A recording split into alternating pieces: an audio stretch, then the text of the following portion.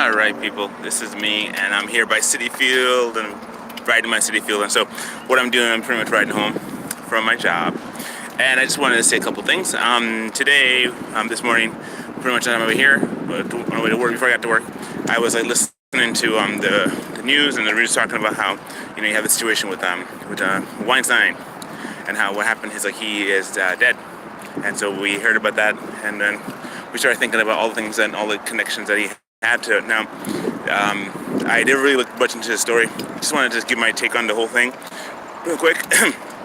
My take on the whole matter is that, you know what, if anybody does anything to children, according to the Bible, they're supposed to be a tie is supposed to a rope is supposed to be hung around their neck, it's supposed to be tied to a millstone, and they're supposed to be sent to the deepest part of the ocean. So, you know, the Bible says that that's what you do if you hurt one of these kids. And so these a little bit of the story that I heard about, they have a lot of people, a lot of the elite, a lot of implication in terms of, like, you know, there's different people who are involved, you know, that something happened, you know.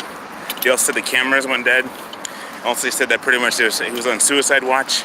So you have a scenario where he's on suicide watch and he's not even, you know, he's supposed to be high risk because apparently a lot of people, a lot of big names were connected to him. You know what happens when you have people in power connected to people who are in power? Well, they make people disappear. Now we know a certain, you know, political family that has been known to make people disappear. And so, incidentally, what has happened is that, you know, they were also involved in this situation. I'm not going to say their name because you already know the family that was involved. And no, it's not the Trumps. But I say that pretty much you have a scenario where this family, even one of the men on the family, he flew on the airplane more than 26 times.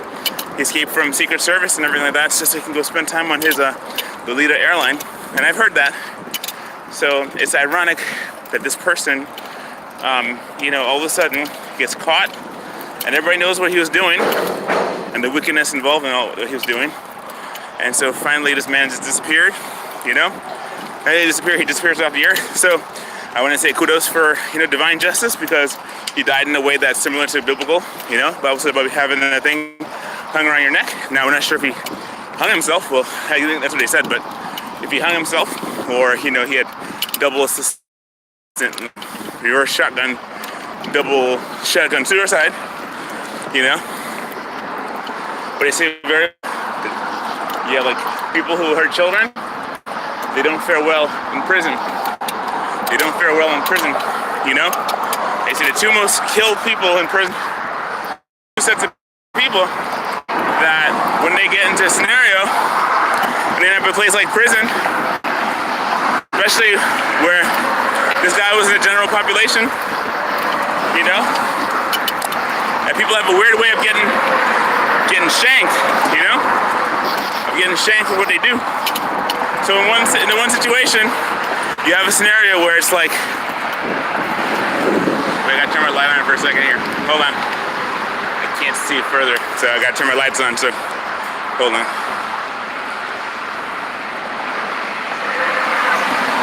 Alright, so let me angle my light so I can see what's ahead of me as I'm riding my bike, trying to record a message. Okay, so here you have it. Where the scenario is, this man got what God was coming to him. And so all I can say is that, you know, if you do evil, prepare to get evil repayment to you. The Bible says, whatsoever man sows, that's what he also will reap. So let it be said that there was divine justice in terms that he died. The only problem is that he wasn't able to implicate or help indict others who were involved in this. And so same thing, like, you know, when they found out that Roundup and this glyphosate causes cancer, well, there's going to be a billion other companies that do the same thing, but they won't have a name to it. It's kind of one of those things where it's like, you know, you have all these different policies and things, people doing stuff. Well, the problem is that, you know, when you have a situation where you take away the main, I guess, provocateur, right? Well, we take away the main provocateur in terms of like how things work out. When you take that person away, now you have no longer, the thing has one target. It's kind of like the word, like when we had an attack on terrorism and stuff like that, and so fighting terrorism and all that, you didn't have like one person to take out. You didn't have a figurehead. Now it became worse because now you have factions and fractions and little things like that that you can't detect anymore. See, the thing is, the problem with the death of Weinstein is that, you know, when you have a scenario where this man was the head person, the person who was involved in everything, and his, like, you know, human trafficking situation, well, what happens is this: when you have removed that, there's now no longer one figure. It's now become like the Hydra. Now there's many. You slay the one head, now you have more heads that are there that can do more wickedness and more damage. So I wanted to say that pretty much. That's what I want to talk about. That pretty much, if you do it, you'll get got. So you'll have a good time for some time. You'll do all your good times, and eventually it'll come up to you. So it's better to do right. If you're gonna suffer for doing the right thing. Don't suffer for doing wickedness. Don't suffer for being a wicked person.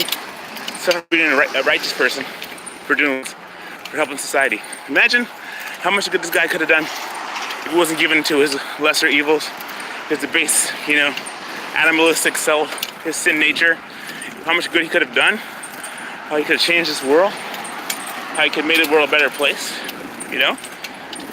Instead, the world became better when he died. So that's one of those things, you know? So don't take human life for granted. Don't take human life. Don't take human life, especially children, you know, and everybody who does stuff against children, let them suffer the same consequence.